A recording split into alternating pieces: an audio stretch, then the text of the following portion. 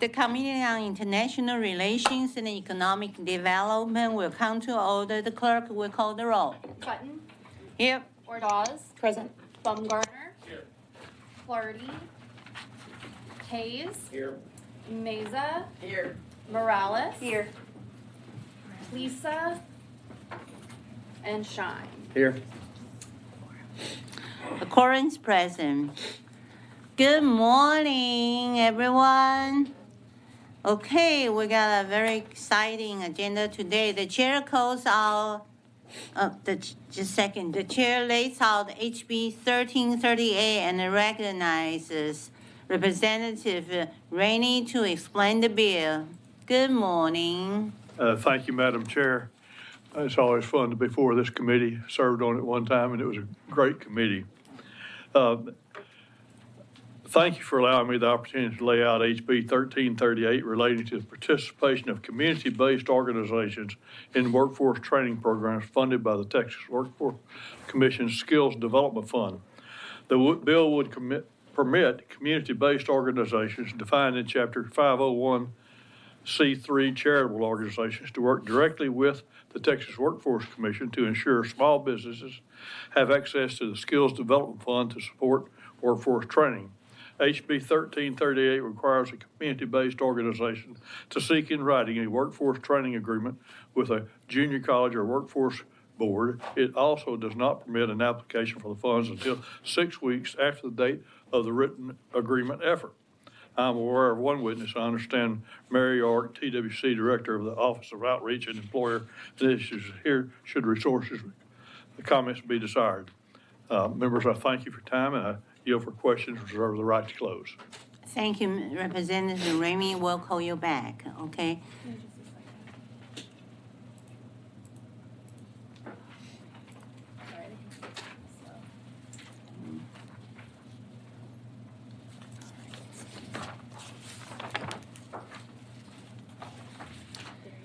The chair calls Detra Davidson, and we show you. Good morning. We show you registered as Detra Davidson, testify on behalf of John Tucker Construction and yourself, and that you are for the bill. Is that right? That is correct. Great. You may begin. Good morning, Madam Chair. I am Deetra Davidson. I'm the Chief Controller for Tucker Construction located in Bryan, Texas. Thank you for this opportunity to testify in support of House Bill 1338, authored by our State Representative John Rainey. As the Controller for a small business with over 100 employees, I understand the importance of well-trained workforce. It's absolutely essential that small businesses like ours are able to gain access to resources made available by the state of Texas to train our workforce. When we're able to train our workforce with the highest proctor sector industry standards, we see improvement in skills and trades, a much more safe job site, an increase in productivity. For our small business, grants like these in partnership with trainers that understand private sector industry standards ensure that our employees receive the tools that they need to be successful. When our small business benefits from increased productivity and improved skills, wages increase and our employees see greater financial benefit because of their labor. HB 1338 provides options to ensure small businesses get the training that they need so that the resources are made available by the state of Texas are able to be accessed in a timely manner and efficient way. I urge your support of HB 1338 and thank Representative Rainey for bringing forward this legislation. Thank you for this opportunity, Madam Chair, and this concludes my testimony. Hold a second, Ms. Davidson. Yes, ma'am. Clerk, let the record reflect Representative Claudia and Representative Plaza are here. Yes, please. Members, any questions? Thank you very much Thank for you. coming. Okay. The chair calls Phil Shackelford. Good morning. We show you registered as Phil Shackelford testify on behalf of Texas Workforce Association and yourself, and your position is neutral on the bill. Is that correct? Yes, ma'am. Thank you. You may begin. Good morning, Madam Chair. I'm Phil Shackelford from College Station, Texas, representing the Texas Workforce Association. And thank you for this opportunity to testify on House Bill 1338. Very briefly, let me share a purpose and description of 303 Labor Code for perspective on this legislation. The purpose of this chapter is to remove administrative barriers that impede the response of public, community, and technical colleges, community-based organizations, local workforce development boards, and the Texas A&M Engineering Extension Service to industry and workforce training needs, and to develop incentives for public, community, and technical colleges, community-based organizations, local workforce development boards, and the Texas A&M Engineering Extension Service to provide customized assessment and training in a timely and efficient manner. House Bill 1338 amends Labor Code subsection H and adds language to H1 that would allow a community-based organization to seek funds out of the Skills Development Fund. This legislation provides an opportunity for community-based organizations to apply for skills development funds without partnership of a community college or the Texas A&M Engineering Extension Service, which is currently required in the event that a partnership has been attempted and unable to be obtained. This language would still ensure a community-based organization is able to serve small businesses in a timely and efficient manner. This legislation simply seeks to ensure small businesses are able to gain access to the Skills Development Fund with the help of community-based organizations that they trust. This legislation also ensures community-based organizations performing this work be appropriately accredited in providing training services.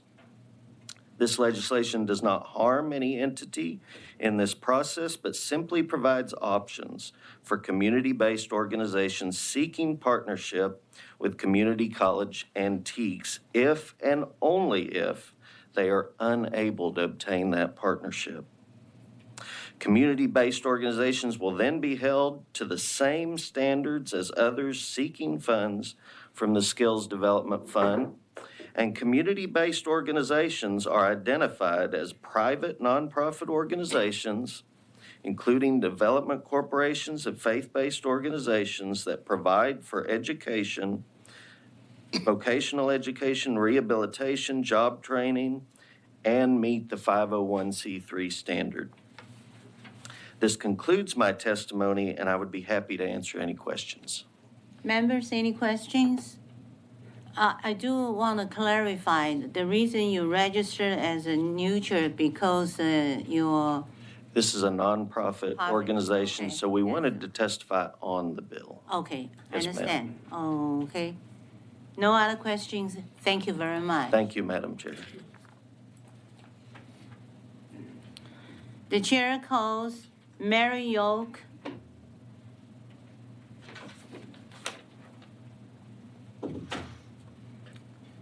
Good morning, Mary. Good morning. We show you registered as Mary Oak, testify on behalf of resource witness, work from the Texas Workforce Commission. Yeah, so your position is neutral on the bill as a resource witness. Is that correct? Yes, Madam Chair, that's correct. So members, any questions? That was easy. Yeah, I must have done a great job. Okay. Thank you. Thank you. Okay. Is there anyone else who wishes to testify on, for, or against HB 1338? The chair recognizes Representatives Rainey to close on the bill.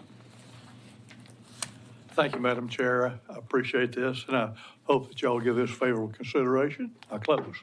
Okay, members, anyone More questions? Thank you for coming, appreciate that. The HB 1338 will be left pending at this time.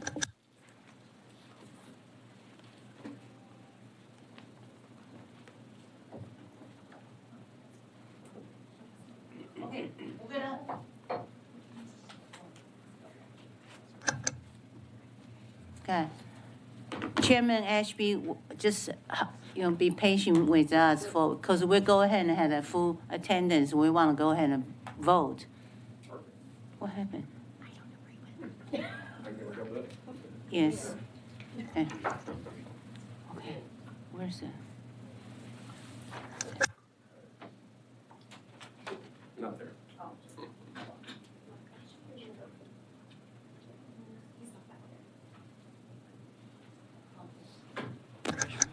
Okay, sorry. We can go ahead now. Okay, yeah. The chair lays out HB 1718 and offers a committee substitute. The chair recognizes Chairman Ashby to explain the bill. Thank you, Madam Chair and committee members. Good morning. Thank you for the opportunity to lay out the committee substitute for House Bill 1718 today. And thank you, Madam Chair, especially for working with me on this very important piece of legislation. Members, as you know, rural Texas communities drive our state's economy. Yet, unfortunately, the investment dollars are increasingly flowing to our major metropolitan areas. Today, I'm here with legislation that offers a private sector-driven approach to improving access to growth capital for many of our rural small businesses. As an aside, for those of you that are returning members of this committee, I would point out that this bill was approved unanimously, not just in the last session, but in the last two sessions as it was presented before this committee. House Bill 1718 creates the Texas Rural Development Program within the Comptroller of Public Accounts. This bill will provide $300 million of private long-term growth capital for investment exclusively into rural Texas small businesses with under 250 employees. 65% of the investment capital would be incented through an annual insurance premium tax credit. Tax credits would be capped annually and redeemed pro rata beginning in the 2026-2027 biennium. This bill would leverage experienced, federally licensed fund managers or Texas-based fund managers with a proven track record to identify rural businesses in need of this growth capital investment. Financing would be provided at below market rates and flexible terms would be offered. This bill will require 60% of the $300 million capital to be invested, importantly, in 2 years, and 100% of that invested in the next 3 years, and all of the return capital to be reinvested over the life of the program, which this bill sets in place for 6 years. This bill will require the fund managers to provide a job creation plan with its application and pay a penalty to the state if it exits or does not meet the stated plan. It also provides guardrails for the state to recapture tax credits for noncompliance by a fund manager. This bill is designed to pay for itself with new tax revenues and job creation outpacing the utilization of the tax credits. In the states, there's about 20 of them that have a similar program. In those 20 states, the return on investment of these tax credit is anywhere from $2 for every dollar of state investment to $4 for every dollar of state investment.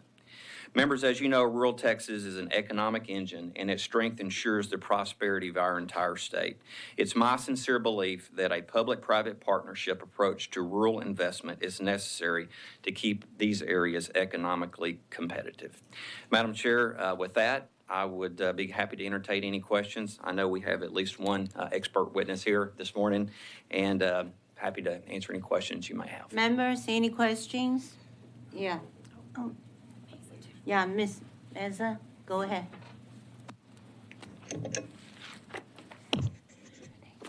In a former life, I ran a revolving loan fund program for small and minority businesses in Abilene. Not exactly rural, but kind of rural. Pretty close, you're right there. By Dallas standards. But it's the big city when you're in Abilene compared to the small towns around it.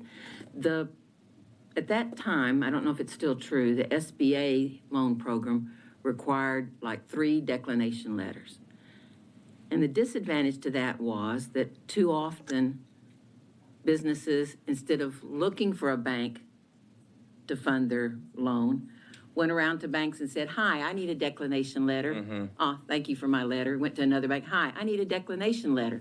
Right. And then once they collected their 3 letters, then they went for the SBA loan. So I really didn't think that was a good idea because it really didn't encourage, it actually discouraged businesses from seeking a loan from a bank by encouraging them to get declination letters declining. So,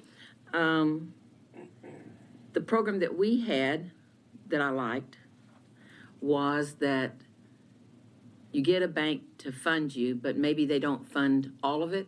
And so it was more of a fill in the gap. The business owner was willing to put in this much amount, the bank was willing to put in this much amount, and so there was a gap there. Yeah, financing.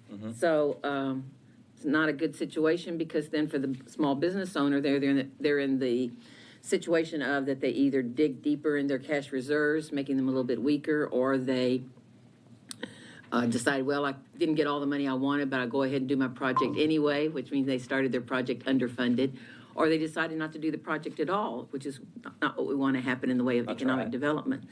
So I would prefer, given my experience in that program, that there not be a go get one declination letter and you can be in the program. I'd rather see them encourage them to get a bank that's interested in funding it, but maybe is just not willing to go the full amount, and that we make sure that that still happens and take second lien position. What do you think of that idea? And want to explain why you want, maybe you have a favor toward declining. Right. So, to be clear, the SBA program is, as you stated, Representative Mazie, is completely different. It does require 3 letters of declination from a bank. And this bill, to be clear, and the committee substituting the bill, will require 1 denial from a commercial lender. And I will tell you, as a banker myself, the last thing we want to do is turn down a loan that walks in the bank. I mean, that's the reason we're in business, is to support our local businesses, provide loans. And what this bill is targeting are those businesses that don't qualify for conventional financing. And that could, as you know, that can happen for a variety of reasons. Oftentimes what we see in the banking industry is that it's a new small business. And a lot of times conventional lenders will require 2 years worth of financials to be provided before we'll approve a loan. Well, if you've just started a business, you don't have 2 years worth of information to provide to the lender there.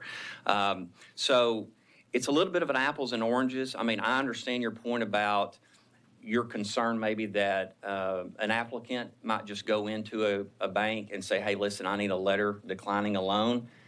And I can only speak from my experiences, but we don't want to do those letters. We want to do the opposite. We want to make the loan, and we want to work with that applicant to do whatever we can to make it work. And so while it's true that the banking requirements have become more stringent in the last 5 to 10 years, and it's somewhat harder maybe to make some of these smaller business loans, that's the reason why we feel that this is important, because there are those businesses that don't fit into the boxes that a conventional lender is going to look for to make a loan to.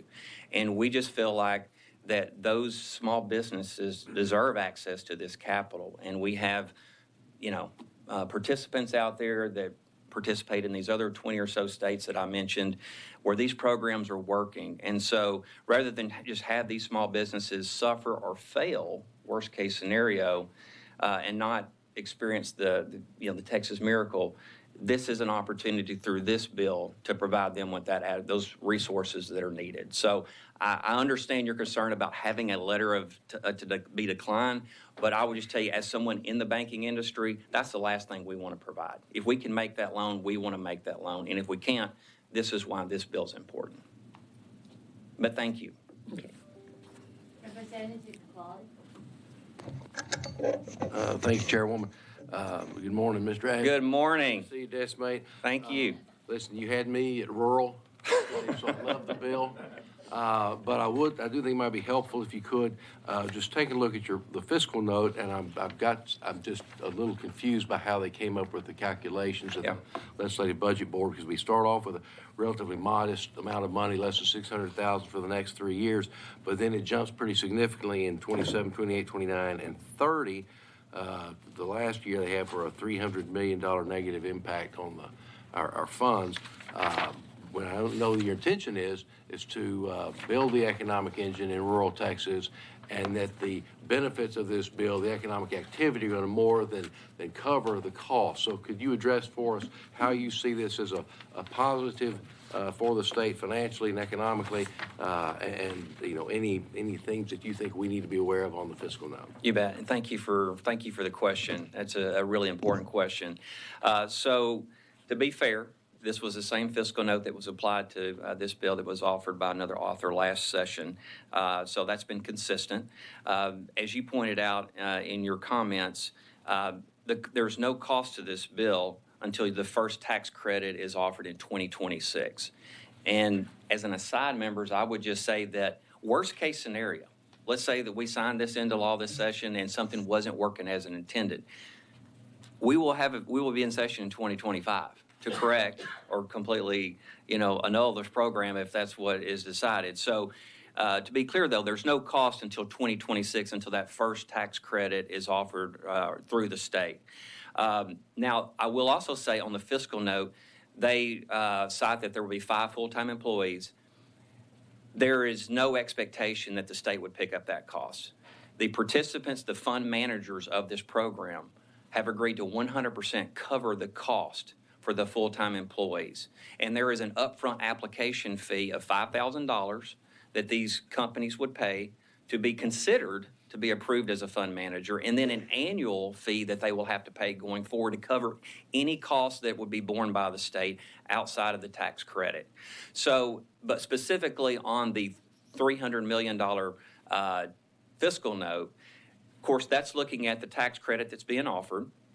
And as I said earlier, when you look at this program and where it's been applied in the other states, the return on investment has been more than 2 to 1, and in some cases 4 to 1 in the state of Utah. So, and again, to be fair, LBB can't allow for dynamic scoring, as many of you know. Yeah. So they can't take into account job creation, increased local and state sales tax revenue collection. And I think that's the point I'm trying to make is I get that, but I want you to understand that I think this bill will more than pay for itself in terms of jobs and economic activity that's created through its implementation. Thank you for your question, though. It's great. Chairman, I think, it's extremely important for our state to have a very balanced approach in terms of economic development. And your early statement about most of the activities are concentrating in the metroplex areas, and rural areas has great potential that this bill you presented can address some of the issues over there. That's correct. Yeah. Members, any other questions? So yes, please. So, Mr. This is the most senior member. Oh, I'm aware. Okay. He's been studying this bill all night. Basically, what we're talking about is bringing venture capital into the rural areas. Exactly. That's really what we're doing. That's right. And that makes rural areas more competitive with the urban areas to some degree, because typically venture capital is going to always go to the urban areas because that's where all the big business is. But if we can somehow divert that concept over into the rural areas, the quality of life and some of the other advantages you have in the rural areas could actually benefit from this and grow themselves. I couldn't say it any better myself. Okay. You're correct, Colonel. Thank you. So that was actually a softball question. I love it. If you have any more, You want a hardball? No. No. Usually he has hardball questions. He must really loves you. Okay, so thank you. We'll call you back. Thank you, Madam Chair. Okay. The chair calls Ken Kalar. Kelly as a witness. Is there a Kelly for a witness? Okay. I've got questions for you. We show you registered as Ken Kalot, testify on behalf of Echoes Energy Corporation, and that you are for the bill. Is this correct? Yes, this is correct. Please begin. All right. Thank you very much, Madam Chair, Vice Chairwoman Ordaz, and the members of the committee. I appreciate the opportunity to come and speak on behalf of the committee substitute House Bill 1718 by Chairman Trent Ashby. So I want to be a little bit less formal. I didn't write a bunch of notes down. I really just want to talk to you about my experience. And it's very interesting for me to be here listening to the testimony because it's really, it's telling me I have some important things I need to say when I talk today. I'm what they call here in Austin a serial entrepreneur. It doesn't mean I make cereals. It means I've just started multiple companies. And indeed, the very first company that I started was called Extreme Devices, and it was funded by Austin Ventures, and we were based in downtown Austin. And then we moved into the second company. It was a company by the name of SensorTran, where we were taking technology developed by NASA and applying it to oil wells in Texas. And it was when we were trying to do our second round of funding that we decided to move the company out of downtown and take it to a more economically challenged area. And we received our funding through a previous bill that was managed by Stonehenge. And so we were able to take that investment, build the company, sell the company to Halliburton. And of course, that was all well and good. And we were happy about the success, and the investors were happy about the success, and the fund was happy about the success. But now we've come down maybe 7 years later, and in these 7 years now, 3 of the people that were on my staff are now CEOs. And so they've started companies, and they're running those companies. And I just took a company that was located in Austin, downtown, and we moved out to Dripping Springs because we're finding so many problems with the real estate market and things of this sort. So being able to go out and focus in rural areas, drive the technology out, I think it's a very important thing. So the bill has my full support, and I just wanted to sort of put some personal notes on what it is that you're hearing to say that in the past, versions of this sort of bill have worked out extremely well. I fully support 1718. Okay? Thank you very much. Members, any questions? We appreciate you coming. Thank you. Okay. The chair calls Dick Levin. Good morning. Good morning. We show you registered as Dick Levin, testify on behalf of every Texan that you are against the bill. Is this correct? That is correct. Yeah, please go ahead. I have some materials. How many copies?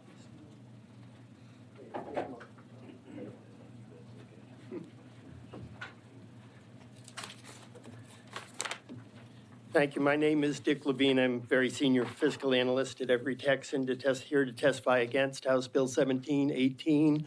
I are giving you copies of an article from the Austin American Statesman, and you'll note it's from 2013. That's because this bill comes back every 2 years. This is the 5th session, I guess, 5th or 6th session, that there's been an attempt to pass the same program by the same companies. They pitch it differently each time. Once it was the Federal New Markets program, once it was opportunity zones, now it's rural areas. But it is not a well-designed program. If you can see, there's some very specific qualifications for the companies to be eligible that only a few can manage. And then the credits are given out on a first come, first term basis, first come, first served basis, so that the companies who've written these bills and who try to get these programs established around the country are ready to go and first in line. There's no minimum job requirements. There's no wage requirements. There's a question about whether you could come back in 2 years and look at it. Well, there's only a single report, not biennial reports. That report's not for 4 years in any case. And there's no sunset date. And reading the fiscal note, unless this is changed in the committee sub, which I haven't seen, on the fiscal note, not only does it get to 300 million by the year 2030, but if you see on the last page of the fiscal note, it says, thereafter, effective premium tax revenues will be reduced by 300 million annually. So once established, this program goes on and on with a single review after only 4 years, no sunset date, and a possibility of $300 million going out from general revenue every single year. The question isn't whether rural areas need the capital and whether economic development wouldn't be beneficial there. The question is whether this is the best way to do it. Now, let me suggest to you that the state of Maryland has a competitive program for this. Very similar, they have insurance premium credits that they have competitive bids on from insurance companies. So the state will receive the money from those bids. So for one thing, it's competitive who's going to get the credits. And then when the state takes the proceeds from that, there's a second competitive program where venture capital companies put in bids with specific job requirements and wages and clawback provisions. I think that this has also been adopted by the state of Virginia because of the competitive advantage its neighbor Maryland was getting. Well, you can read the article from the Statesman. Bottom line is, most venture capital, they ask for 2 and 20, a 2% annual fee plus 20% of profits. In this case, all the profits are going with the companies. The principal that's been invested, this $300 million a year, also stays with the companies. In Maryland, the state gets back its initial investment, like any investor would, and also gets a share of the profits. It's a much better way to structure this. You can take advantage of a competitive situation and still direct the capital to rural areas as needed. One other thing, let me say, in prior iterations of this program, there was a lot of double counting. If there was a very successful program, a company in a rural area, more than one of these companies, the VC companies, would invest in it. And each one of them would take credit for the same jobs being created or retained. The same thing would happen to loans. Let's say one of these companies gave $1 million loan to a rural firm, and then 2 years later, that firm borrowed another $1 million from a different one of these companies to pay off the first loan. Well, it looks like $2 million have been invested, but in actuality, it's $1 million that's been rolled over. Just an example of the kinds of problems that have occurred with this in the past and why, since 2013, it's never made it all the way through to the governor's desk. Happy to answer any questions. Members, yes, please. So, as I understand the program, and you're talking about $300 million, money's not coming from the state. Okay, this is venture capital that's coming from companies that are going to invest into rural companies in the community. And the money that's put in there is that insurance premium that they pay, and I think I was told it was like 20% that goes into, and they cannot have a majority interest in the company, so the local companies operate, and if they are successful, then that venture capital company is able to get a credit back, and there's not any state money involved in this process at all. Well, I think that the state money is the credits that can then be used. Well, it is, but the credit's created by the company, by the venture capital companies that's making the investment. I don't think that's right, and I think that's why it shows a cost to general revenue-related funds, because these are tax credits being given by the state for use by these companies, but eventually they are cashed in, and that's the cost to the state. But those tax credits are coming from the money that the venture capitals have to pay in order to participate in the program. That's not my understanding. Okay, That's my understanding. I'll ask that question a little bit later. Yeah, ask the author to answer. Yes, go ahead. Thank you, Chairman. Mr. Levine, I'm just curious, have you had an opportunity to address your concerns about double counting, double whatever, the issues you discussed with Mr. Shine, with the bill author? I have. The day that this was posted, I sent actually all of your offices and Representative Ashby's office a copy of this Statesman article and a blog post that we have, because this bill was actually, or a similar companion bill was heard in Senate Finance 2 or 3 weeks ago. So I had my materials ready to go. Okay, and I understand that you're familiar with the bill. Apparently, you've seen things like this in the past. You had some materials prepared. You've heard about it in the Senate. But my question was, have you gone and sat down with Chairman Ashby? No, I have not sat down face-to-face with him. I would strongly suggest before you start poking holes in the bill, because there seems to be some misunderstandings, because I can assure you that Mr. Ashby would in no way want to engage in any kind of double counting or any kind of loose accounting of how this program would work. And before we criticize the bill, I've always encouraged folks to go sit down with the author and address those issues personally. No, of course, that's of course the best practice, and I thought by sending my materials that would cover it. And I'm not accusing Representative Ashby of double counting. I'm saying in the nature of this program, in the past, that's what's happened. Okay. Any other questions? Thank you very much. Okay, thank you, ma'am. Thank you. The chair calls Lynn Kelly.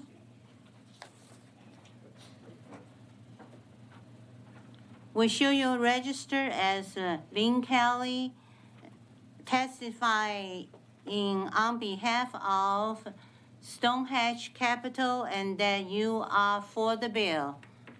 Is that correct? Yes, ma'am. Please go ahead.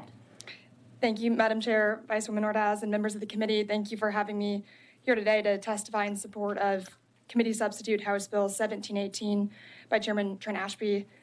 My name is Lynn Kelly. I serve as the Manager of Government Relations at Stonehenge Capital. We're a Texas-based investment firm with a focus on communities underserved by traditional capital sources. I can speak a bit to the need in rural Texas, but I think this committee is very much aligned on that point. Of course, we've seen as recently as this past November a forum held out in Lubbock, Texas, to highlight the issues facing the future of rural Texas, chief among them broadband access, economic development, education, and healthcare.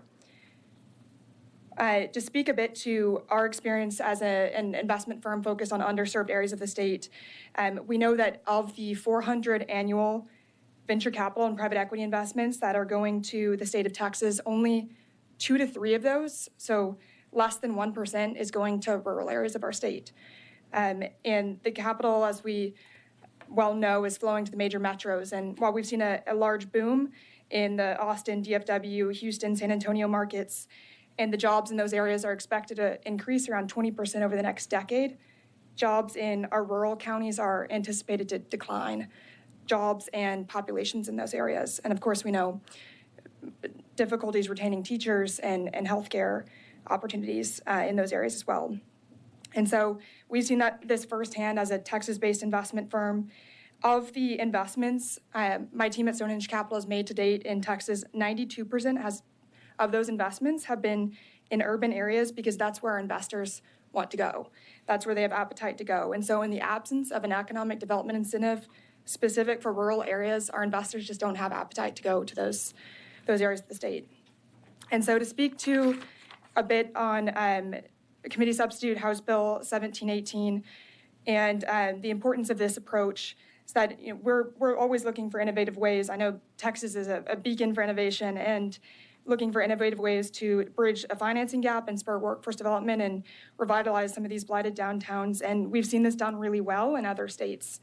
Utah, Georgia, Pennsylvania, Ohio have enacted similar programs to that of what's included in Chairman Ashby's bill to leverage the private sector to incent investment in these rural areas. So just one example, the Ohio Rural Business Development Program was enacted in 2018. The legislature in Ohio and Governor DeWine signed another authorization of that program in 2021.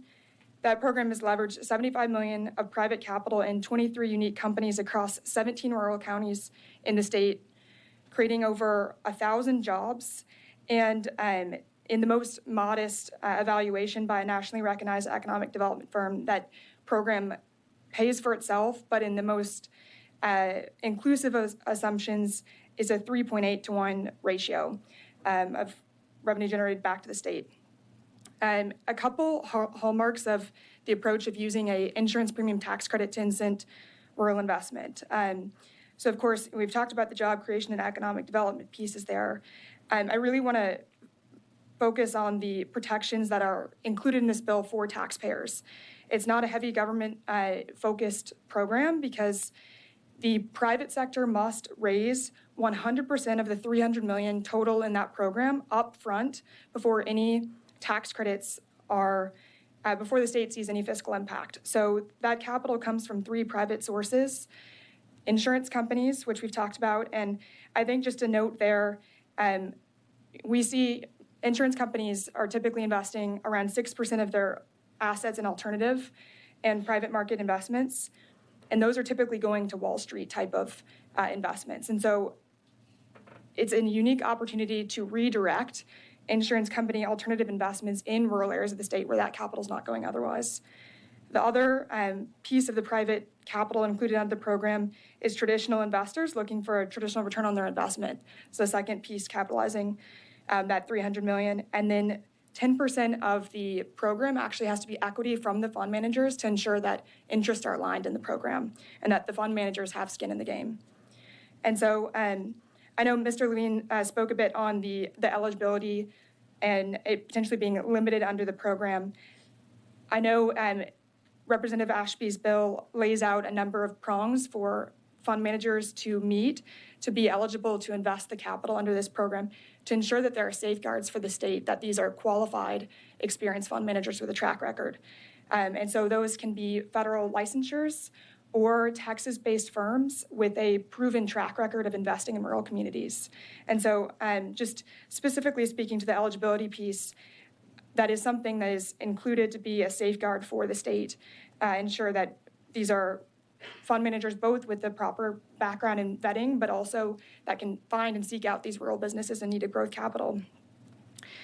And then the 3 years that are laid out in the bill to invest the capital ensure that 100% of the capital is out the door before the state, again, sees any fiscal impact there. The capital has to remain invested for 6 years. And so on the sunset piece, while there's not an explicit sunset date in the bill, any additional capital outside of that $300 million has to be reauthorized by the legislature after the report to the legislature. And so the state will not be able to approve anything past that $300 million without reauthorizing through another legislative session additional capital under the program. And then on the issue of double accounting and some of the job requirements under the program. So I think a policy a hallmark of this program is the job creation and retention requirement. So as fund managers apply under this program, they have to provide a front-end third-party economic development model that states that the investments will both cover the cost of the state tax credits, but also generate jobs back to the state. And so that job penalty is paid at exit before any distributions are made if the fund managers don't hit those metrics. And so the maximum that any one fund manager can invest in one small business is $5 million. Therefore, the state would not see an issue of double counting in that there is a cap on investments per small business and the jobs that can be counted as part of that. Just a couple last pieces, and then happy to take any questions here. In terms of safeguards to the state, so this is a 65% credit of that $300 million. And so 65% of that total $300 million of the program is tax incented. Those tax credits have several clawback provisions that safeguard the state. And so if a fund manager doesn't deploy 100% of their capital in 3 years, the state can claw back those credits. If the capital doesn't remain fully invested for 6 years, so if a fund manager takes a distribution, the state can claw back the credits. If 100% of the capital is not invested specifically in rural small businesses, the states can claw back the credits. And so there are a number of safeguards built into this bill to ensure that it's the most cost effective for the state, but we're actually seeing economic development results in rural communities. So I'm happy to answer any questions, but thank you to the chair and the committee for your consideration of the bill. Members, any questions? Yes, Representative Claudy. Thank you, Madam Chairwoman. Ms. Kelly, thank you for being here. I want to commend you for your very professional comments and presentation today.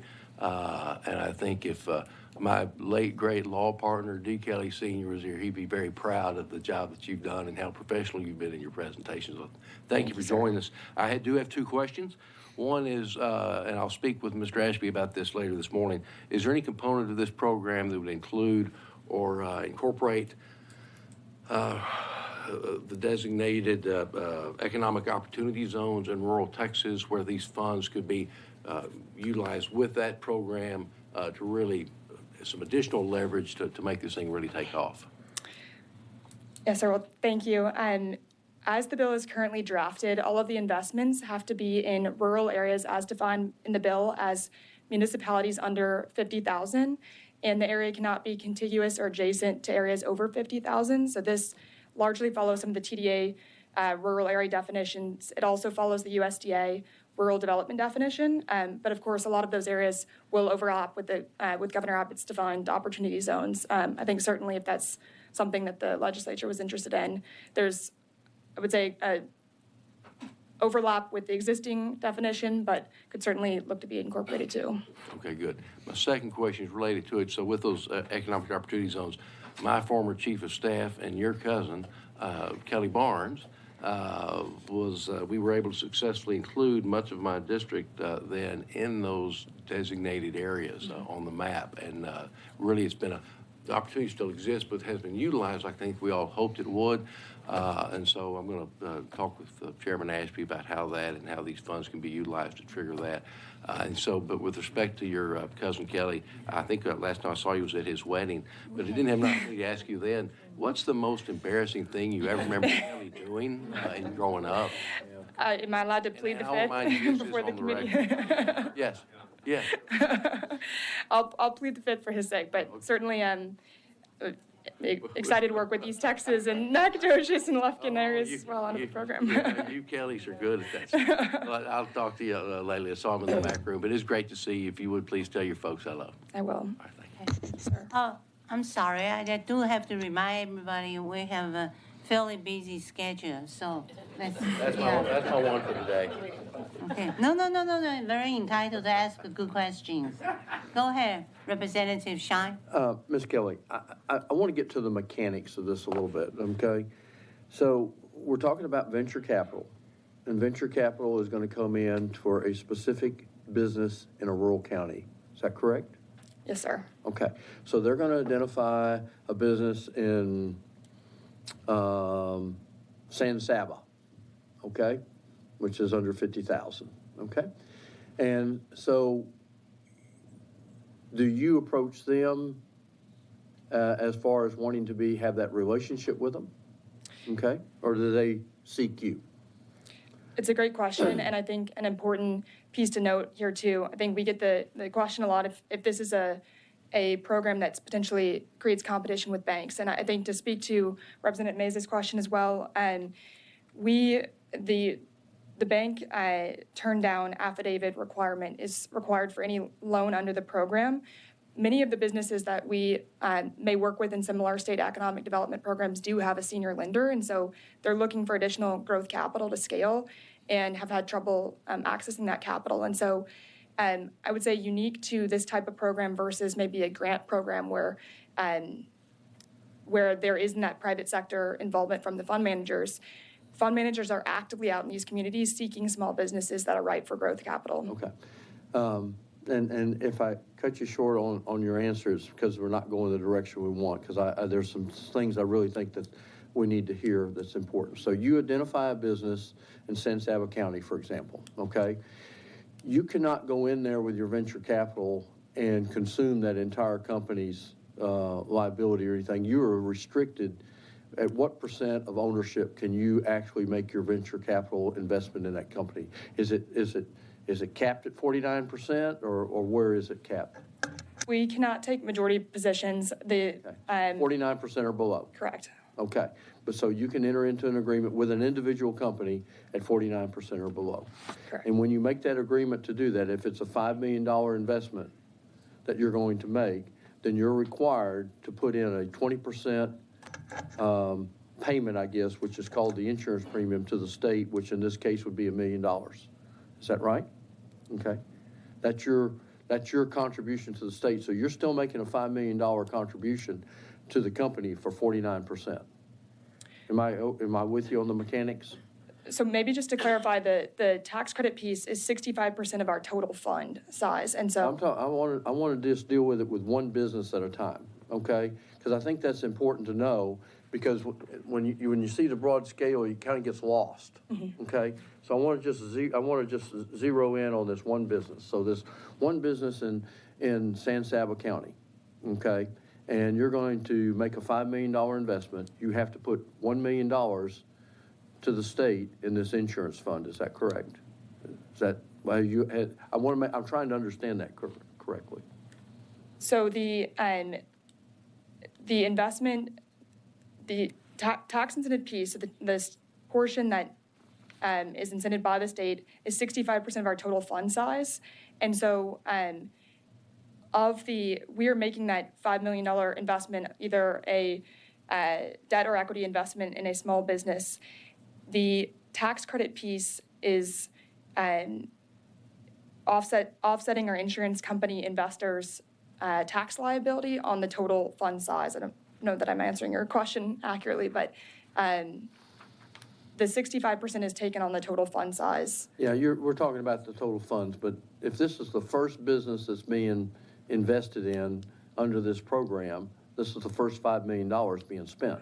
Okay, I realize you got a cap of 300 million. Okay, just so I'm not sure that I got the answer that I'm looking for of that investment, but companies that make these kind of investments into individual venture capital companies like you are, that make these investments in these companies in the rural areas, that can add up to the 300 million in the investment. I mean, multiple counties, multiple investments, okay? And the money that they put in, the percentage, that 20% that they put in there, is what creates the pool, the insurance pool. Because, and my point is, that I'm trying to show that this is not state money, this is money coming from you. Right. Okay? Right. I want to get that clear. So this is money coming from venture capitalists, not from the state, not from the taxpayers. Correct. Okay? So it's there. At some point in time, when you decide, regardless of the jobs thing or anything else, you meet all the requirements, 5 years, 6 years later, this company has been thriving and is successful and it's moving forward and everything, you're allowed then to get a credit for what percentage out of that fund back to you for making that investment? So the credits, I know I mentioned that they can be clawed back throughout the life of the program. We cannot make distributions until after 6 years when we can apply for exit. After 6 years. After 6 years. Well, how much of that can you come back with? Is it 30%? So the of the total fund size, 65% tax incentive, the other 35 is from traditional investors or equity from the fund manager. And so at exit, then if there was for whatever reason, the credits were clawed back, then our tax credit investors still have to pay those tax liabilities in the state. But if you meet all the criteria and the business is successful and everything, and you want to exit that relationship, where's your compensation on that tax credit? Are you capped at? How much are you going to get back? There's not a cap in the bill, but the insurance companies, speaking specifically for the insurance company investors, their returns would look somewhere around a 10-year treasury. I don't know if that's... Okay, so it's based on the 10-year treasury. Well, that's a yield, though. That's not in that regards. Okay. I may have some more questions, but not at this point. Wow. Okay. Any other questions? Yeah, please. Representative Meza. Thank you, Madam Chair. So I missed somewhere in the presentations, is there any minimum requirement of an amount to be invested in the business by the business owner or corporation itself? Or can they do zero and get all the money from somewhere else? From the small business owner itself? From the small business that we want to invest in. There's no requirement in the bill, ma'am. So they can put in zero? So the small business owner, just to clarify, are you asking from the fund manager perspective or from the small business owner? From the small business owner perspective, what's the minimum requirement of an investment by them in their business proposal? That would be, I believe, worked out more in the underwriting process with the fund managers. I know we're typically, I think one of the hallmarks of the program would be that these are, underwritten with below market rates, flexible terms, but there's no cap in the statute itself. So the business owner who's seeking these funds can make zero investment in the business that they believe in, supposedly? But they're not investing any money at all in the business? They typically, I know in our experience, they are, but just in the statute itself, there's not a limitation on that. So they could possibly invest zero? In our experience, I know in similar economic development programs, it's not the case. Just speaking specifically to the statute, there's not a limitation on or a cap on that piece. All right, thank you. Any other questions? Thank you very much. Thank you. Thank you. Okay. The chair calls Eric Holland.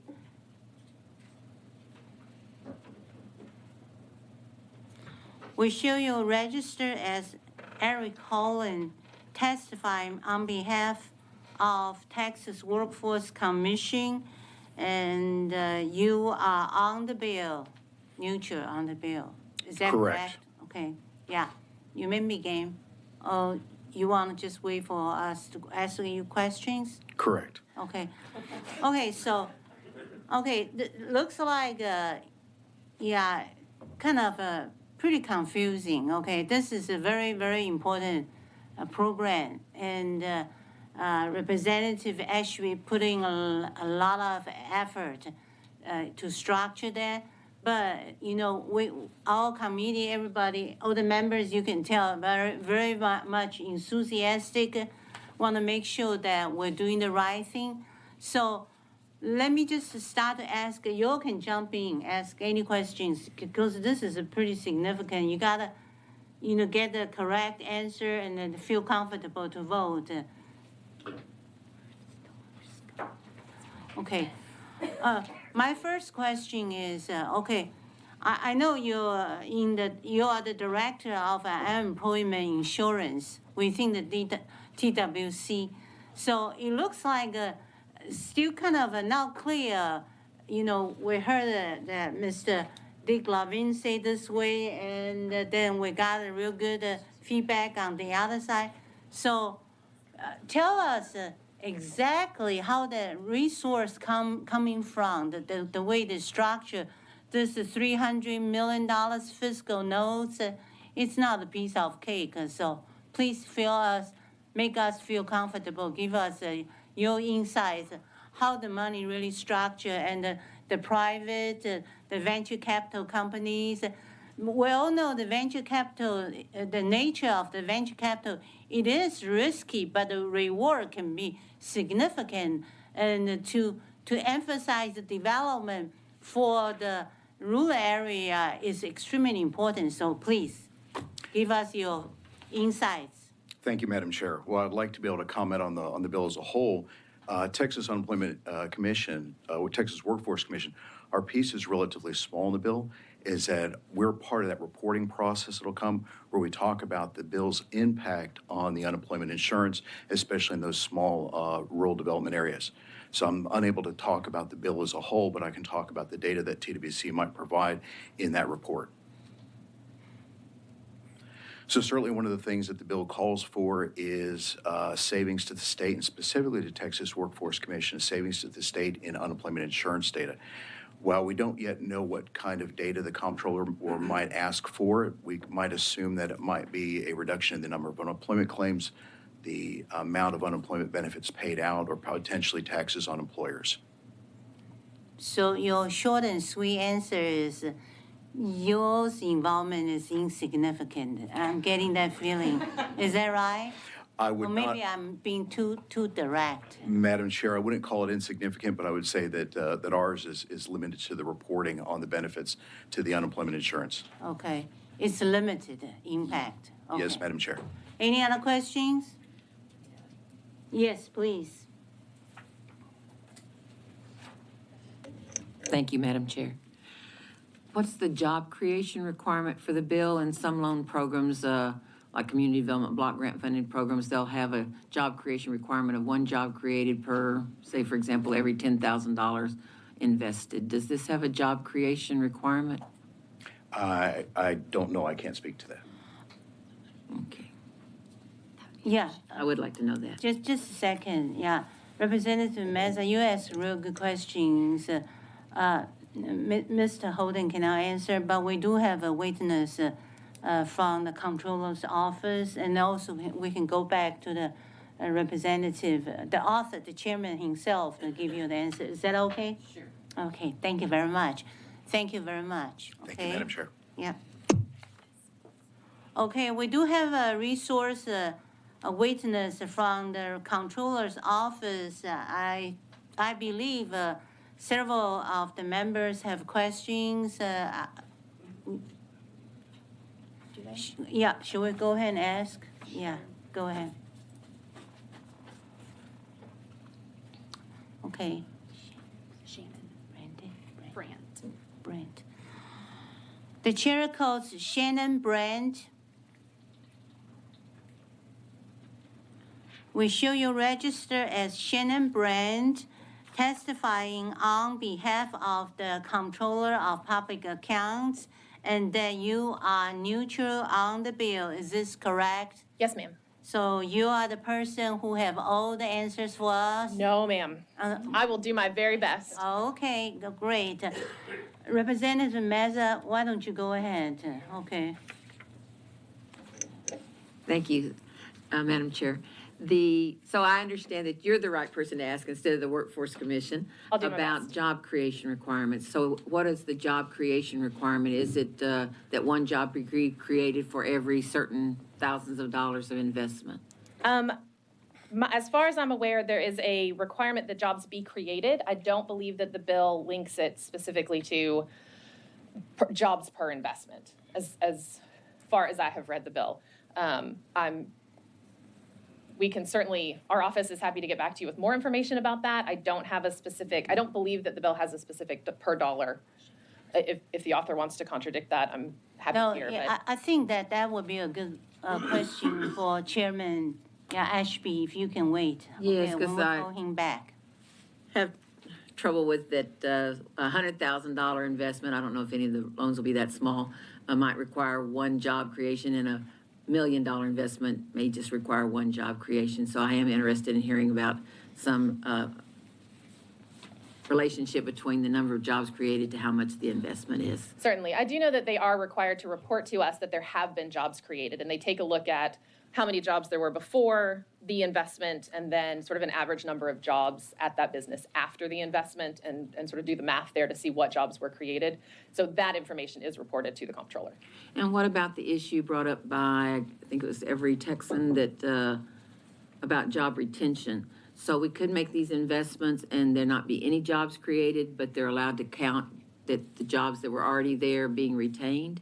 The bill calls for both new jobs and retained jobs. I believe you can sort of do one or the other, but again, that may be a question for the bill author. All right, thank you.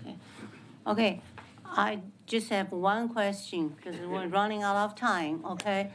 Saved by the bell. I'm still confused about the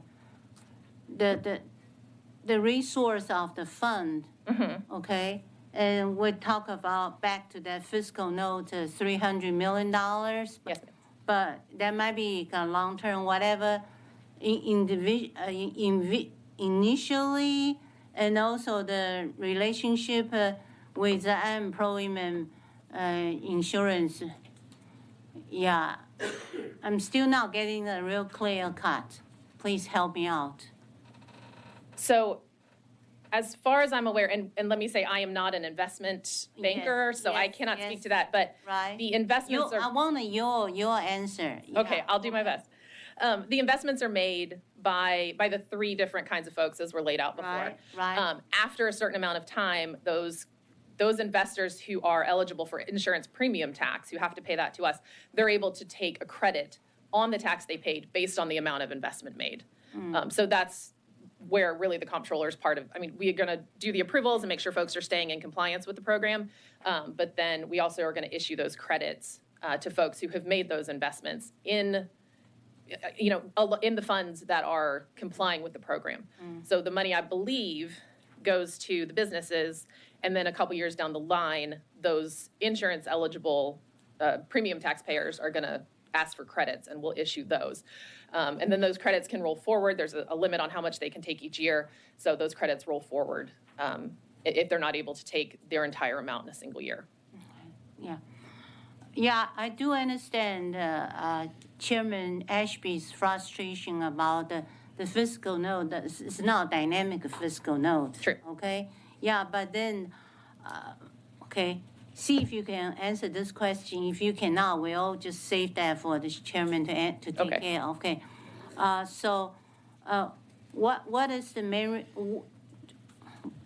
what do you think is the main reason that this bill structured the programs under the controller's control instead of the governor's economic development office's? I cannot answer that question. Okay, that's what I thought. Okay, thank you very much. Any other questions? Just one quick one. Okay. When you manage this fund, that this money comes in from these venture capitalists, are you managing that as a dedicated separate fund for this program? I do not have the answer to that question, but we can certainly get back to you with that. Okay, no more questions. Thank you very much. Thank you. And now, is there anyone else who wishes to testify on for or against HB 1718? The chair recognizes Chairman Ashby to answer many Members. questions and close the bill. Are we clear as mud now? Okay, I made a few notes, Madam Chair, and Yes, members, and Please so I. don't take it well picking on No, you. absolutely, this is very, great. very This is great. And important. yeah, and this is a comprehensive bill. I mean, there's a lot of parts to this bill, Right. and so I really appreciate the dialogue that members have had with the different witnesses. And I'll do my part to try to fill in some of the blanks here that I feel like were left out. First, let me say to my desk mate, Representative Clardy, my friend, Mr. Levine, has reached out to our office, and he certainly, he expressed his concerns. What I would point out, though, generally speaking, is that he nor you had the benefit until, frankly, early in the wee hours of the morning, do we have the committee substitute back. And so the committee substitute is fresh. He did not have the opportunity. There were a number of revisions that were made in the committee substitute from the original filed version. But I would highlight, with all due respect, that the article that he has passed out from 2013, 10 years ago, that is a completely different program that is being analyzed than the one that we're looking at today. I think many of the concerns that he has are was looking at the old CAPCO program that was initiated by the legislature back in 2005, 2007. This program is not that program. It is not in day difference. And so I welcome the opportunity to sit down with my friend, Mr. Levine, to hopefully assuage any concerns that he might have about this bill. Specifically, I wanted to highlight a couple things. One, he commented about there is no annual report. There is an annual report that is required to be turned in by the fund managers on behalf of all of the recipients of the funds each and every year, so annually. While there's no effective sunset date, it is effectively there's a sunset date because, members, all of the $300 million has to be deployed within the first 3 years. And so it's fully vetted, it's fully deployed, and then at the end of the program, after 6 years, it's up to the legislature to decide if we want to recapitalize this program. And if we decide not to, then of course, effectively the program will end. So while there is not a hard and fast sunset date, practically speaking, there is a sunset date in this bill. I think, Colonel, you asked the question about the tax credits to Ms. Kelly, and let me help her there. So the tax credits are capped annually here, and they're capped at 16.25% or $48.7 million per year for all investment, for all the whole $300 million. So for that 4-year period of the 65%, they're capped at 16.25% a year. And of course, times 4, that gives you the 65%. The question, I think, Representative Meza, you had very good about job requirements. While there is no hard and fast job requirement in here, of course, I think it is reasonable to conclude that these investors, fund managers are not going to make investments into small businesses. They're not willing to put some skin in the game. So I think it is, while it's not written in the bill, I think certainly there's going to be an expectation on behalf of the investors that capital is going to be put into it on behalf of the recipients or the small businesses that are requesting the funding. So I do think that there's a realistic expectation that there will be funds put in, and it would be hard for me to imagine that a loan would be made to one of these businesses if they're not going to put any sum into the game. Okay. And then I have a question. Yes, go ahead, Madam Chair. Yeah, you haven't had a chance to address my concern. My question is, what on earth is $300 million? Where did it come from originally, and what share of it? I still don't have a clear picture. Right, and thank you for that, members. And this isn't let me maybe conclude with answering this question, because this is really at the heart of why this bill is necessary. This is not, to your point, Colonel Shine, this is not state investment of dollars. These are private dollars that are being raised by equity and venture capital firms out there that they are going to deploy into and by supporting our Texas small businesses in rural Texas, in cities under 50,000. So this is not state money. The only state involvement here, which is why there's a fiscal note, is because in year 4 of this program, when the first tax credit is offered to the investors, that is where they would see up to a 65% tax credit, that insurance premium tax credit offered to those businesses. So that's the only state involvement here as far as any investment. But to be clear, this is private money that's being invested many times for the first time in rural Texas. Of all the private equity and fund manager investments in 2022, less than 1% went into rural Texas. Okay. So that's why this bill, specified this program should be administered in the comptroller's office instead of the governor's economic development office. Is that right? That's why I put it there. The companion bill in the Senate, to be fair, members, and of course you aren't privy to this, but they have it over in the governor's economic development tourism office. This is not a hurdle. We will negotiate and work that out. I have had great experience. The Texas Broadband Development Office that we all supported last session. The comptroller has done a masterful job running that program, and just personally, I think they would do a great job running this program as well. So I think there's a lot of things. I know you will continue to work out the details. Absolutely. Reflect the current situation, and also a lot of maybe communications, but a lot of genuine concerns.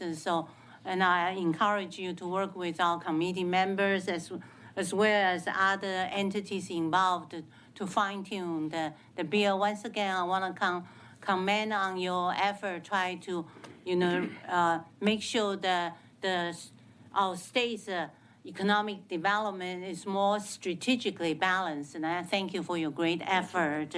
Members, any other questions? And yes, go ahead. Thank you. Chairman Ashby, of all the different mechanisms that companies and people pay taxes into the state of Texas, why were insurance premium taxes chosen as the vehicle to fund this particular program? Just educate me on that. Yeah, because I had the same question when I was first presented the opportunity to look at this bill. And the short answer is, and this was highlighted a little bit in Ms. Kelly's presentation, but as you can all imagine, our insurance companies in this country have a tremendous amount of assets that they deploy and invest on an annual basis. Currently, as was stated, they're not being deployed into rural America and certainly not into rural Texas. The reason why insurance companies are an attractive source of investment here for this bill is because the premiums that are paid out by insurance companies are very predictable. So their investments that they tend to navigate towards are also very predictable. And so what we are looking at here is trying to capitalize and pull down some of the assets that they have at their disposal to repurpose into rural Texas small business investment. But simply put, wealth of assets, they are investing mostly in Wall Street, stocks and bonds, and we're just trying to redirect some of that funding into our rural Texas small businesses. And so that's why it's the insurance premium tax credit. Thank you, Mr. Chairman. I recommend you might want to have an individual visits. It looks like there are a lot of, concerns. Let me put this I would say more of their questions. Questions. Okay. Yeah. Okay. Yeah, but I'll yes. make this very quick. Yeah, because we're running. I know out we're of very short on time. now. Chairman, thank you so much for your work on this. This was a bill that I had supported last legislative session. Just quickly, if you can do me a favor, not now, but if you can show me if there's any significant differences from the bill from last legislative session to the current bill as it stands. I know you mentioned the committee substitute, so I would appreciate that if you shared that with the committee. Okay, thank you, Chairman. That's an excellent suggestion. Thank you, Vice Chair. Appreciate it, Vice Chair. Okay. Members, any questions for Chairman Ashby?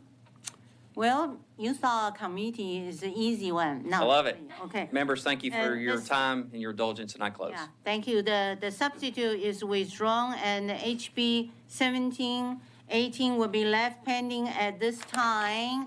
We're gonna change the gear a little bit. Representative, you got a short and sweet statement to make before we start to vote. Go ahead. Yes, Madam Chair. Just 1 minute, okay? I will make it shorter than that. I just wanted to make a comment about HB 1550. I really had it was great to learn about this office. I didn't know that this office existed before sitting on this committee. And so I am going to vote for this bill. I would just like to see more coming out of this office if we're going to be putting so much money into it. I think that this office could be a great avenue for us to build on the state of Texas relationships with our federal government. So I'm going to be looking to make sure that we get, what we pay for in funding this office and that we get more communication and more clarification. Okay. Thanks. All righty, all right. All right, we're gonna vote and then come back. Golly, 40 minutes. The chair lays out HB 915 as pending business. Members, you remember this bill by Dean Credit relating to the creation of a workforce violence hotline and the requirement that employers post a notice regarding the hotline. And Representative Morales moves that HB 915 without amendments be report to the full House with a recommendation that it do pass and be printed. The clerk will call the roll. Button. Aye. Ordaz. Aye. Bumgarner. Aye. Clardy. Aye. Hayes. Aye. Mesa. Aye. Morales. Aye. Plisa. Shine. Aye. There being 9 ayes and 0 nays, the motion prevails. The chair lays out HB 1602 as pending business. Members, you remember this bill by Chairman Guillen relating to performance criteria for the award of adult education and literacy funds. Representative Bumgarner moves that HB 1602 without amendments be reported to the full House with a recommendation that it do pass and be printed and be sent to the Committee on Local and Consent calendars. The clerk will call the roll. Button. Aye. Ordaz. Aye. Bumgarner. Aye. Clardy. Aye. Hayes. Aye. Mesa. Aye. Morales. Aye. Plisa. Aye. Shine. Aye. There be 9 ayes and 0 nays, motion prevails. Okay, the chair lays out HB 1550 as pending business.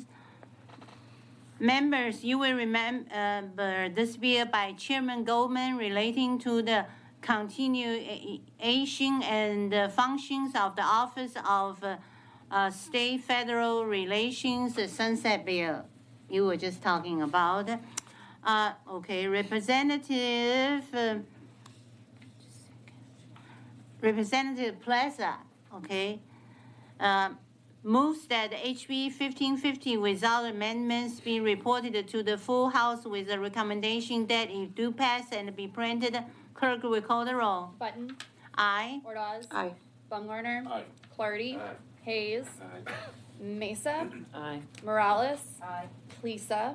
Shine. Aye. There being 9 ayes and 0 nays, the motion prevails.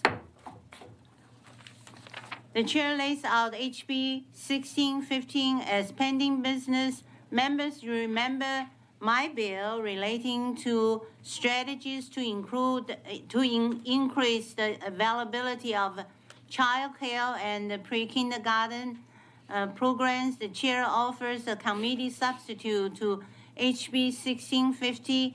Is there any objection to the adoption of the committee substitute? Hearing none, the substitute is adopted.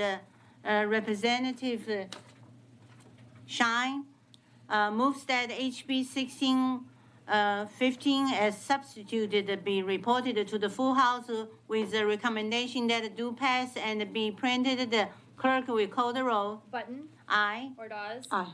Baumgartner. Clardy. Hayes. Mesa. Aye. Morales. Plisa. Shine. Aye. There be 9 ayes and 0 nays. The motion prevails. Okay, back to the program. Thank you, Mr.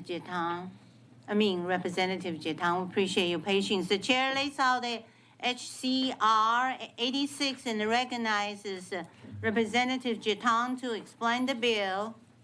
Yeah, good morning and thank you, Chairman and members. House Concurrent Resolution 86 recognizes the friendship between the United States and Taiwan and expresses support for the strengthening of our partnership between Taiwan and for the expansion of Taiwan's role on the global stage. I'll keep this brief. Happy to answer any questions. Otherwise, I reserve the right to close. Any questions? Good job. And there being no witnesses, is there anyone else who wishes to testify on, for, or against HCR 86? Chair recognizes Representative Jetang to close on the bill. I closed. Okay, members, any questions? More? HCR 86 will be left pending at this time. That was quick, thank you. The chair lays out HCR 87 and recognize Representative Jetang to explain the bill. Thank you, Chair. I'll keep this one short as well. House Concurrent Resolution 87 recognizes the 70th anniversary of the alliance between the Republic of Korea and the United States. Happy to answer any questions. Otherwise, I reserve the right to close. Great.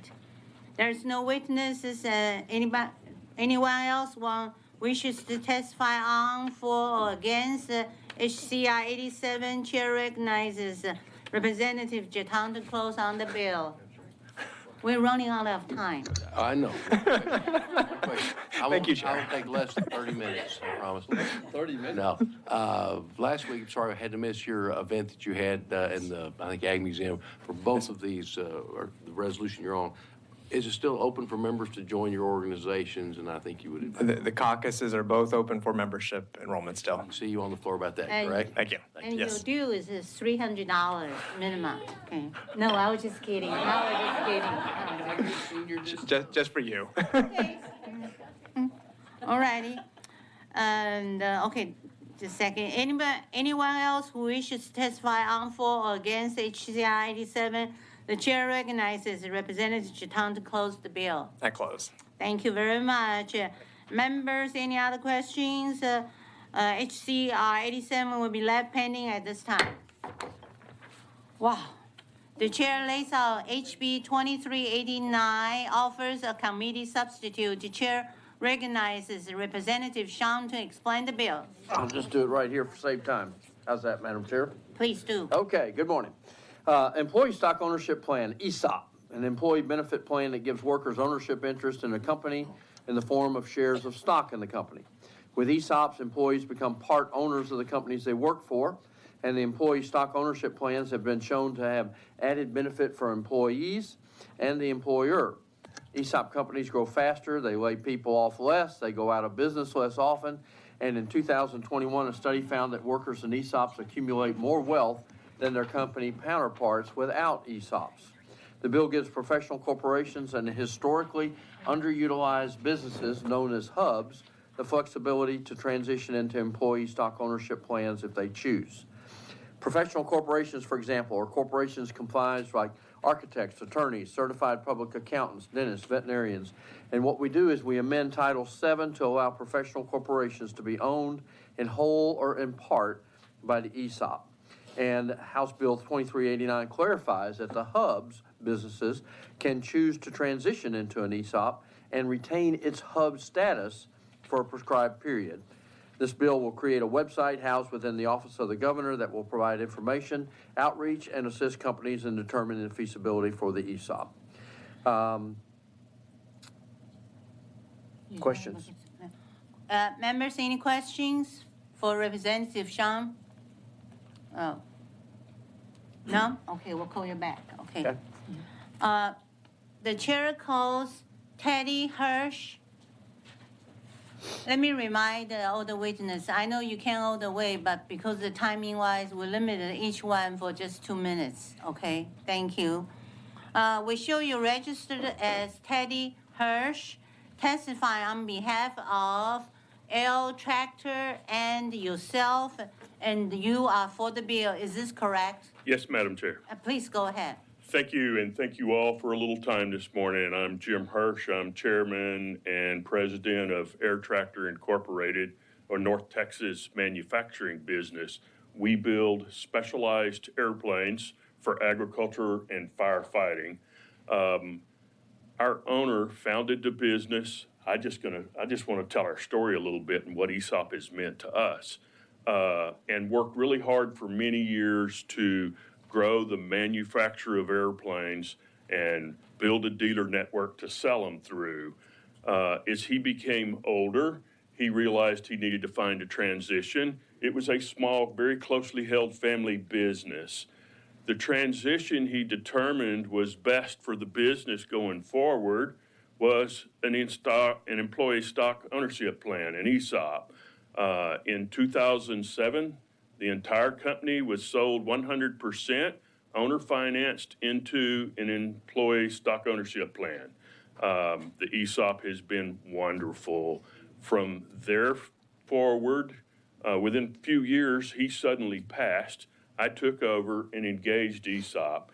The benefit for the business and the employees has been phenomenal. It helps us communicate with our people, get everybody pulling on the rope in the same direction, engage employees in the business, communicate with them, facilitate growth, which we have done. Our stock price is up many, many fold. What is an ESOP? It is really a IRS qualified tax deferred retirement plan, similar to a 401k, except for all the values in company stock. And number two, employees don't put anything in. So each employee is allocated a little stock every year. Their account statement grows, the stock value grows, hopefully, is a good business with everybody pulling the same direction. The value of the stock is determined by an independent appraiser each year. For Air Tractor, we have used that and engaged the ESOP to keep our family culture, despite the fact that we are now 400 employees strong, and develop the business. And we are now a worldwide supplier and huge economic jobs provider for the state of Texas, the county of Young. Without ESOP, more likely than not, Air Tractor would have been sold into big aviation and plucked out of Texas. The bill supports ESOP, makes it easier for other business owners to become an ESOP. Thank you very much. We ask that you promulgate this bill forward to the floor. I'll be glad to answer any questions. Members, any questions? Thank you very much. Thank you. Okay. No. The chair calls J.R. Gonzalez. We show you registered as J.R. Gonzalez testifying on behalf of Texas Association of Mexican American Chambers of Commerce and yourself, and you are against this bill. Is Yes. that correct? Yes, Madam Chairman. Please go ahead. Madam Chairman, members of the committee, thank you very much. As introduced, J.R. Gonzalez on behalf of TAMAC, the Texas Association of Mexican American Chambers of Commerce, and congratulations to the company for this type of program. I think it's innovative, it's good, it works. However, the HUB program is another way, however, the HUB program was established in 1991, so we're talking about 32 years. This program has never fully recognized its full impact. For those of you who may not realize, the HUB program was actually established after a long survey by a group of attorneys to show that there was actual diversity, the disparity in state contracting. And with that disparity, what had to happen is the pendulum had to move a little bit over a little bit to try to even it out. So as we're looking at this, the HUB program is not a set-aside. It's for historically underutilized businesses. Just about every other session, TAMAC and other organizations up here trying to defend HUB in some way or another because it continuously is being diluted. As we're looking at it, this is not a set-aside. This gives minority-owned businesses just an opportunity to become state certified and to have an opportunity for the big contracting. However, if you look at the numbers, the goal is 20%. We have never reached that 20%. Historically, it's only about 12 or 13% of all state contracting goes to minority-owned businesses, which you're looking at. The state of Texas has been a majority-minority state since 2004. So there's a lot of minorities, businesses out there just for TAMAC. Out of Hispanic-owned businesses, we have close to 800,000 Hispanic-owned businesses in the state of Texas. You had African-American, you had Asian, you have indigenous people, you have others. We make a large part. And even though there's a lot of businesses that do not do state contracting, people want to do business with the state because these are our tax dollars that we'd like to get some sort of opportunity to participate. With this particular bill, what it does, it gives, when people get shares, they can be considered hubs. If you have X amount of people, 51% I believe, then they become a hub. If they become a hub for 10 years, where current law is hub certification is only for 4 years. So that's some real pause with it, make it 10 years, even if the circumstances change. So as you look at it with the HUB program going on today, one of the common things that occur is non-minority contractors or businesses will set up their wives as a hub because it's female owned and run all the money through there. And then they just kind of build, knocking out the other minority organizations. Hubs, for example, is very difficult for the small business, I'm trying to hurry, Madam Chairman. I'm getting a little tongue-tied here. Appreciate it. What's difficult for small businesses is to become HUB certified. It gives them no guarantees. They're competing like everybody else. But in that competition, it makes it more even difficult when state agencies are going, we need to go to buying boards. We need to bundle. We need to save the state more money. We need to do all these other things, which makes it very difficult for hubs to actually to get state contracts. But when they do, it really, really helps that company. It helps them grow. They become mentors to other companies. It leads the way for a large part of your business community in the state of Texas to have at least an even playing field. Well, not an even playing field, gets you there a little bit closer. But as you're looking at this particular bill that's introduced, two things. One, why 10 years? When the law says right now HUB certification be 4 years, the fact that it goes, we're going to give small shares to employees. So we have enough small shares, we have enough minority employees who have a little piece of the company, so let's make the whole program HUB, make it HUB certified. Guys, just because I own a little piece of AT&T and I own 1 or 2 shares does not make me an owner. But as you look at that, so the lion's share of the money is actually going to somebody else. With a HUB certification program that is law right now, if you're going to be hub certified, you have to have a person of that hub status, of minority status, actually be in control of that company on a daily basis. And when they're not in control, then they're not certified, they don't become certified hubs. You have actually tribes who have put in for hub certification, indigenous tribes here in the state of Texas who've been denied because they weren't in charge of the daily operations. It was actually somebody else. So when you have employees, actually, the number of employees getting pieces of stock, and to say they're in control of the company, that's not the case. So current law statute has that hub certification is a process. It's a process that we're dealing with right now, and every legislative session we seem to have to defend it, because right now we're dealing with the comptroller because they want to change some other language that's going to make it even more difficult for minority-owned businesses. So on behalf of TAMAC, the Texas Association of Mexican American Chambers of Commerce, and also we've had conversation with TAC, the Texas Association of African American Chambers of Commerce. I drew the short straw, so I'm the one who have to be here today.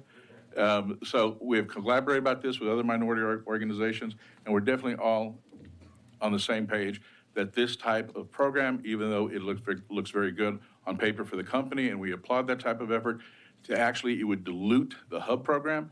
It would violate the intent of the hub program and would make it more difficult for people owners of companies that are hub certifiable to actually get those contracts from the state of Texas.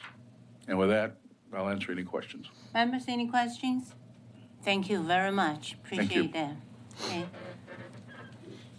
The chair calls Mike Hart. We show you registered as Mike Hart testifying on behalf of yourself for the bill. Is that correct? That is correct. Thank you very much. I want to thank the committee for the hearing today, and also for Representative Shine's support of legislation that I originally proposed in 2017, and again in 2019, and again in 2021. And the last two sessions, we ended up in State Affairs. We were voted out 12-0 in 2019 and 9-2 in 2021. State Affairs is a pretty busy place, and we were getting out of committee in the first part of May and failed to ever get to the floor. I'm incredibly grateful and appreciative for the early hearing here, and hope we'll have an opportunity to move out and have a vote on the floor. ESOPs are something that's already been discussed a little bit, but I think many of us have heard about ESOPs when we were children. Aesop was a Greek slave and a teller of tales with morals.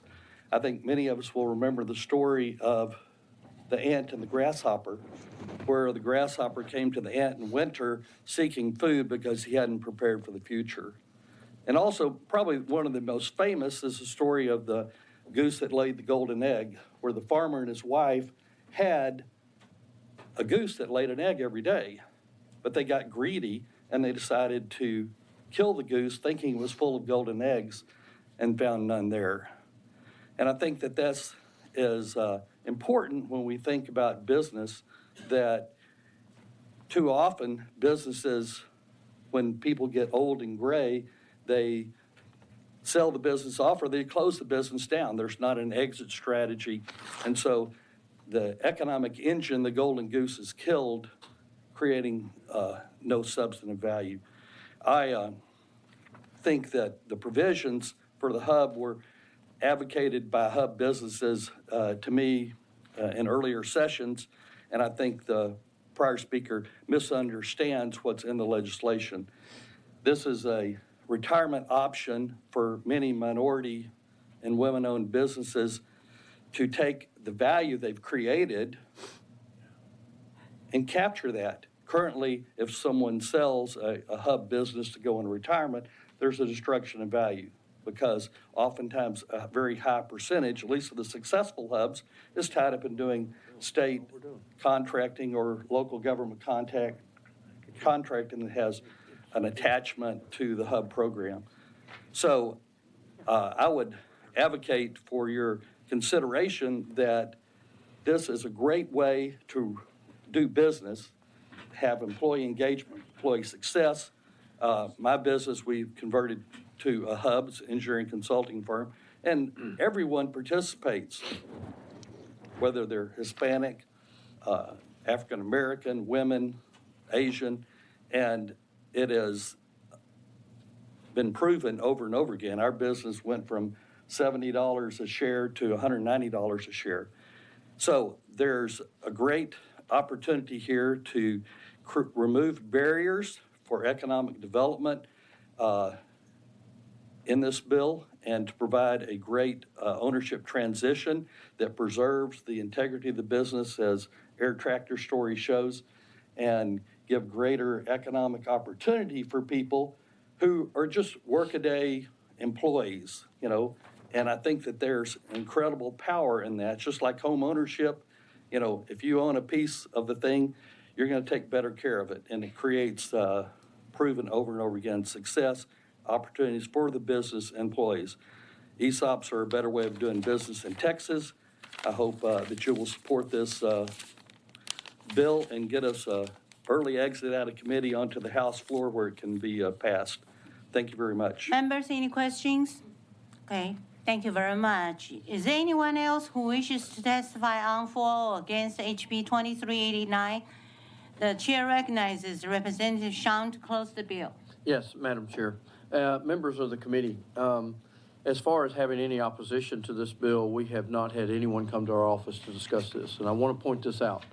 The bill clarifies that historically underutilized businesses, hubs, can choose to transition into an ESOP and retain its hub status as well.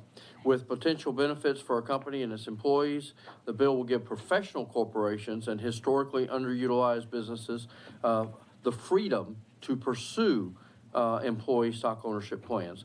Last week, the Controller's Office came to us with a non-substantive change to the language, so you do have a committee substitute before you right now, and I think that the fact that we're looking at enhancing ESOPs for professional corporations as well as maintaining it for hubs, that we're actually advancing this to offer it to a broader perspective of folks that are out there in businesses. And unless you have any questions, I'll close. Okay, members, any questions for Representative Shawn? The substitute is withdrawn and HB 2389 will be left pending at this time. Oh, I'm sorry, I thought she had a question. No, no, she said no. So I was waiting to ask my question because I thought Ordaz had a question since she pressed her button, so. Okay, can you, okay. Oh, you want me to use this Hold one? on. Okay. Hold on. Okay. If she can talk to Shane offline. I apologize, but we already moved on the next bill, okay? So can you two talk, and because we're not voting anything out Okay. today. Okay, All right, I have an objection. I'll talk to Representative Shine about it. Thank you. Thank you very much. Thank you. And we got 15 minutes and we got three bills to go, okay?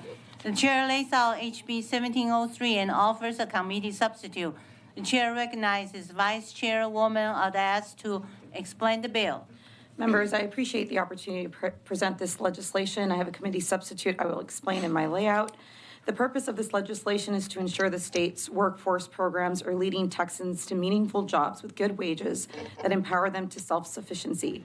According to the most recently available data, our state workforce development programs served an average of 1.3 million Texans every year. While many Texans found a job and earned higher wages after exiting a state workforce program, many others left programs unemployed and with lower wages. These negative employment and wage outcomes have been persistent in some of our programs, notably those with the largest enrollment every year. With 16 consecutive months of record-breaking job levels, Texas has the jobs to ensure that every Texan can participate in the state's economy and earn wages sufficient to meet their family's needs. Our workforce development programs should help Texans achieve that goal, and we can strengthen our programs by improving the state workforce data systems used to evaluate them, HB 1703 updates the statute for the TWC Workforce Development Evaluation System for the first time since it was established in 2003. The statutory changes will produce more actionable data, allowing TWC and the legislature to evaluate which components of a workforce program are working and which ones are not. The improved data would also be available to the Texas Workforce Investment Council, each local workforce board, and the rest of the Tri-Agency Workforce Initiative. The bill as written has a fiscal note, but my office and TWC are working together to address it. You have a copy of the summary of the changes, but to make this as simple as possible, we removed data gathering from agencies that are not already in the purview of TWC. While it would have been useful to have that information, TWC reported that that would require a significant number of additional FTEs to get that data. We anticipate a zero fiscal note once the committee substitute is analyzed.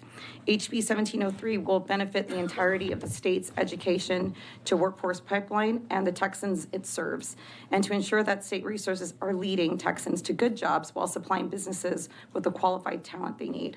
We have Texas 2036 here to testify on the need for this legislation, as well as a resource witness from TWC. Thank you, Chairwoman Button.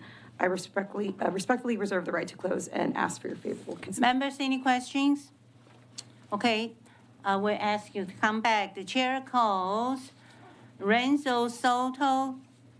We show you registered as Renzo Soto testifying on behalf of Texas 2036, and you are for the program. Please, go ahead.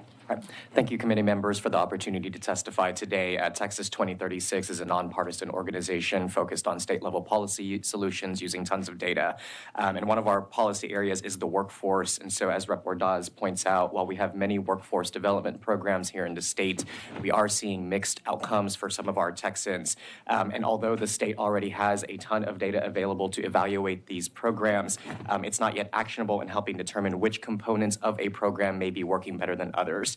And so we are supportive of House Bill 1703 as it updates the state's workforce development evaluation system, leading to better organization of the state's workforce outcomes data and better management of the state's programs. So for example, many of our workforce development funds here in the state are federal pass-through dollars that go down to local workforce boards, and so accountability for those programs are truly down at the local level. HB 1703 would provide enhanced data down to our local workforce boards so that we know that Texans are leading to better jobs with better wages that allow them to meet their families' basic needs like food and without government assistance programs. So I appreciate the opportunity to be here today. Happy to answer any questions. Members, any questions? Thank you very much. The chair calls Mariana Vega.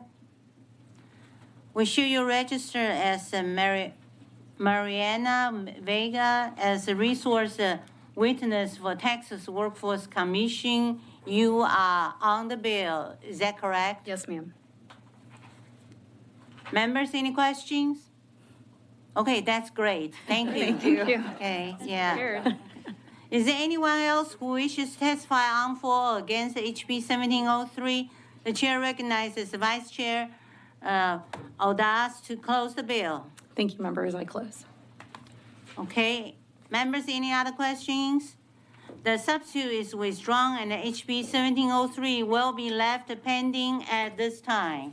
This one first. Okay. Perfect.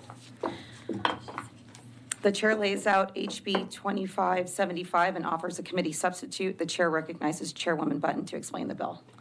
Thank you, Madam Chair. Members, back in 2019, the Adult Workforce Diploma Program was created at the Texas Workforce Commission to assist adults who did not complete their high school education to attain a high school diploma and develop technical career readiness skills.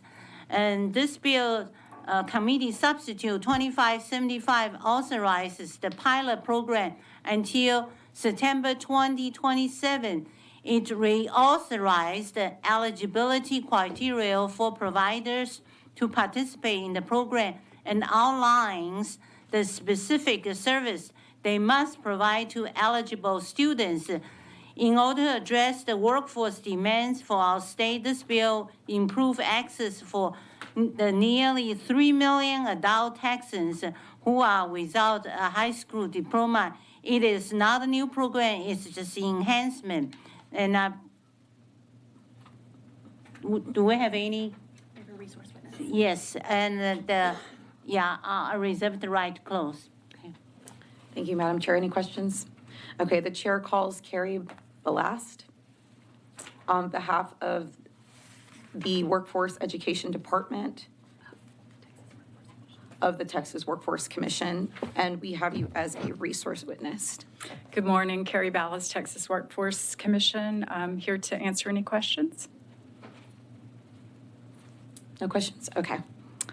Thank you. Is there anyone else who wishes to testify on, for, or against HB 2575? Seeing none, the chair recognizes Chairwoman Button to close on the bill. I close. Thank you. The committee substitute is withdrawn, and HB 2575 will be left pending at this time. You want to go? Ready?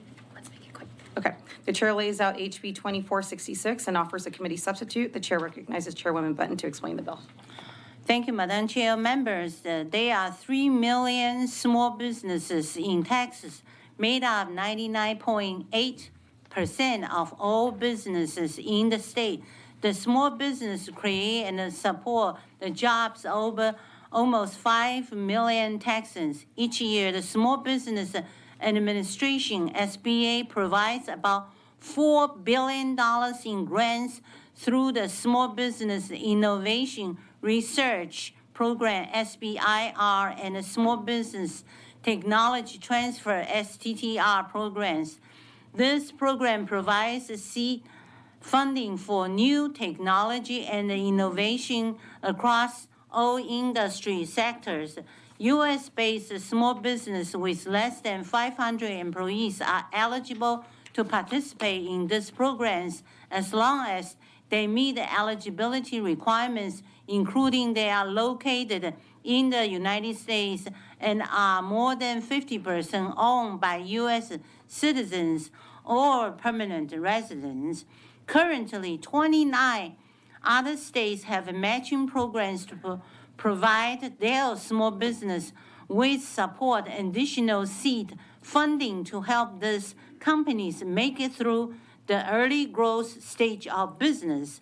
And the HB 2466 creates the Texas Technology Innovation Program, houses within the Office of the Governor's Economic Development and the Tourism Division. It will provide companies headquartered in Texas that receive grants or contracts under the SBIR and STTR to federal programs with an additional state grant. This program will become a powerful tool to ensure that as many of the federal funds comes to Texas as possible, and it will also show companies consider Texas as a place to locate their state, and our state is open for business and is helping out with new innovation, technology, and small business. And I believe we have several witnesses here to testify. And if you already registered as for the program, we can make it a speed up, and I reserve the right to close. Thank you. Thank you, Chairwoman. Any members, any questions? The chair calls Danielle Lobsinger Bush, testifying on behalf of the Texas Healthcare and Bioscience Institute, and you are for the bill. Was all that correct? Yes, ma'am, that is correct. Proceed. Thank you. Good morning, Madam Chair and members. We are delighted to work with Chair Button on this bill. She stole all my talking points, so I am here and happy to answer any questions in the interest of time, and we will be stopping by your offices just in case you think of anything towards the end, but let me know if you have any questions. Wonderful. Thank you. Members, any questions? Thank you. Appreciate it. Thank you. The chair calls Krista Freeland, testifying on behalf of Texas Venture Alliance and yourself, testifying for the bill. Is that correct? Yes. Okay. Yeah, thank you. I just got like a couple sentences, but thanks for the opportunity to be here. I'm Krista C.S. Freeland, former executive director of the Austin Venture Association, and just left to go start statewide Venture Association. I just want to remind y'all that entrepreneurs are our state's problem solvers. Startup founders not only focus on big issues that help society, they also create jobs and the types of jobs that companies that Texas needs and wants to have as success stories in the state. Startups are a unique type of small business that have outsized economic impact, potentially extremely high growth, and scale very quickly due to the nature of the tech industry. But the innovation scene is struggling, and we will continue to struggle over the next 2 years during this down economy. So it's not uncommon for a startup founder to take a second mortgage on their house, forego salary for a year, Freeland, I'm or so years. sorry. We have to cut you off. Okay, We have okay. 2 minutes to get to the floor, so if you Okay. wouldn't mind wrapping up. Yeah, so I just think it's a crucial moment for Texas to recognize these special types of entrepreneurs, and let's make a literal and figurative investment in our future. Thank you so much for your Okay, thanks. testimony.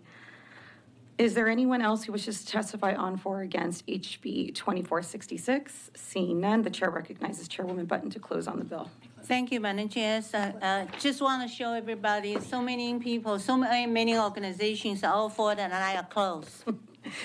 Thank you. The substitute is withdrawn, and HB 2466 will be left pending at this time. There being no further business, the Committee on International Relations and Economic Development is now adjourned. All right, members, we have